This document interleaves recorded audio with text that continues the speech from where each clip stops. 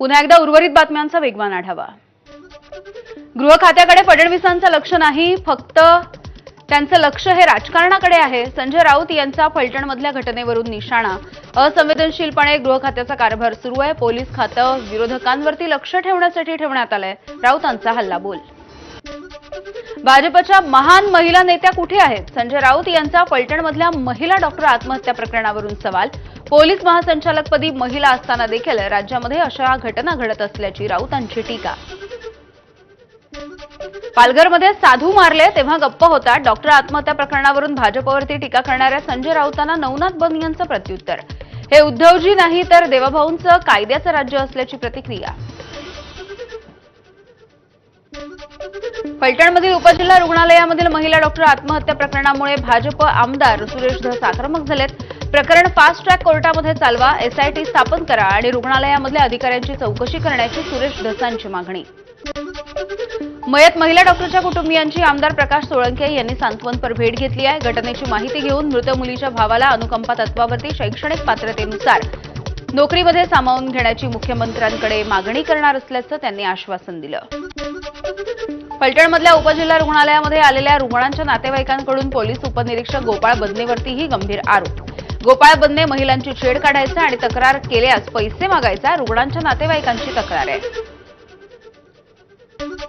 फलटणमधल्या doctor तरुणीच्या आत्महत्येचा केंद्रीय निवासी डॉक्टरांकडून निषेध। निवासी डॉक्टरांकडून तात्काळ कारवाई करण्याची मागणी। कारवाई न केल्यास राज्यव्यापी आंदोलन करण्याचा देखील इशारा। इंडियन मेडिकल डॉक्टर असोसिएशनकडून पोलीस उपायुक्तांना कारवाईसाठी निवेदन। विवाहित महिलेला फसवून हॉटेलमध्ये नेऊन तिच्यावरती जबरदस्तीने अत्याचार। सोलापूरच्या माढ्यातली घटना आहे। आरोपीच्या विरोधामध्ये बलात्कारासह अत्याचाराच्या गुन्ह्याची नोंद। पोलीस उपविभागीय अधिकारी अंजना कृष्णन यांनी घटनास्थळी जाऊन पंचनामा केलाय। खासदार संजय राऊतांनी शिवतीर्थ निवासस्थानी जाऊन राज ठाकरेंची भेट घेतली। 1 नोव्हेंबरला निवडणूक आयोगाच्या विरोधामध्ये होणाऱ्या मोर्चाचा मार्ग, पदाधिकाऱ्यांना सूचना या संदर्भात ही भेट घेतल्याची माहिती मिळते आहे। मुंबई महानगरपालिकेसाठी 150 जागांवरती उमेदवार उतरवण्याचा भाजपचा प्रयत्न आहे, तर शिंदेच्या शिवसेनेला 65 ते 75 जागा देण्यासाठी भाजप अनुकूल असल्याची सूत्रांची माहिती। राज आणि उद्धव या समीकरणावरती देखील राजकीय गणितं अवलंबून असतील। महायुती कितीही गर्जना करू दे, मुंबईचा महापौर ठाकरे बंधूंचाच होईल। कोणत्याही पाठिंब्याशिवाय फोडाफोडी न करता महापौर ठाकरे बंधूंचाच असेल, संजय राऊत यांचं वक्तव्य। भाजपला मुंबईच्या विकासाशी, संस्कृतीशी किंवा मुंबईकरांच्या हिताशी काहीही देणं घेणं नाही। त्यांना फक्त मतांचं राजकारण आणि समाजामध्ये फूट पाडायची सवय आहे। विजय वडेट्टीवार यांची भाजपवर टीका। काँग्रेसचे नेते सचिन सावंत यांची भाजपवर टीका। मुंबईकरांनो, भाजपचे मुंबई अनसेफ आहे असं त्यांनी म्हणत एक्स पोस्ट देखील केली आहे।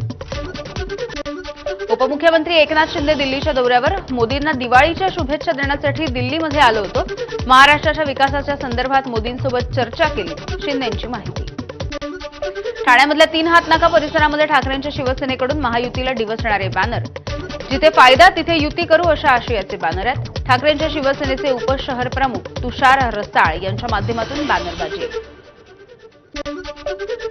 मनसेचे अध्यक्ष राज ठाकरेंनी मनसेचे नेते आणि पदाधिकाऱ्यांची बैठक घेतली। 1 नोव्हेंबरचा मोर्चा सत्तेसाठी नाही तर सत्यासाठी, त्यामुळे न भूतो न भविष्यती असा मोर्चा होईल असं नियोजन करा, राज ठाकरेंचे आदेश। नवी मुंबईमधल्या सिडको जमीन घोटाळ्याचं प्रकरण। आमदार रोहित पवार यांनी केलेल्या आरोपांमध्ये तथ्य असल्याचं समोर आलंय। वन विभागाच्या चौकशीचा अहवाल एबीपी माझाच्या हाती। बिवलकर यांनी तब्बल 1400 कोटी रुपयांची फसवणूक केल्याचं अहवालामध्ये नमूद आहे। 5000 कोटी रुपयांच्या मलिदा गँगचे मुख्य सूत्रधार मंत्री संजय शिरसाट यांचा राजीनामा घेऊन सरकारची उरली सुरली विश्वासार्हता रसातळाला जाण्यापासून वाचवा। सिडको जमीन घोटाळा प्रकरणामध्ये वन विभागाने दिलेल्या तक्रारीच्या नंतर रोहित पवार यांची एक्स पोस्ट।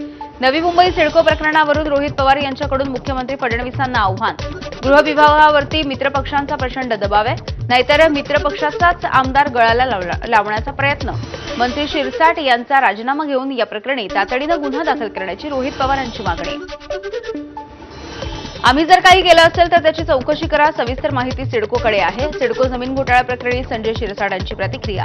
रोहित पवार यांच्याकडून शिरसाट यांच्या राजीनाम्याची मागणी होताना दिसतेय। जे सुपरफास्ट बातम्यांच्या नंतर बुलेटिनमध्ये छोटासा ब्रेक। बघत रहा एबीपी माझा। मला ना राज ठाकरे